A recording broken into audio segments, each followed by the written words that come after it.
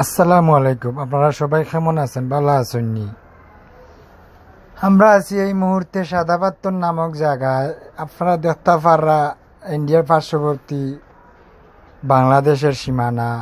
আমরা এই সাদাপাত্তর ভ্রমণ করলাম। আপনারা ওই জায়গাতে দিতে পারেন ঘুরতে, সমস্যা নাই।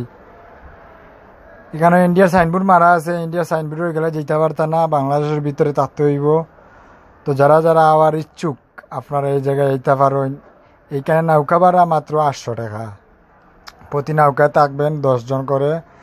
আপনারা প্রতি নৌকায় 10 জন করে থাকবেন, এর বেশি নিবে না।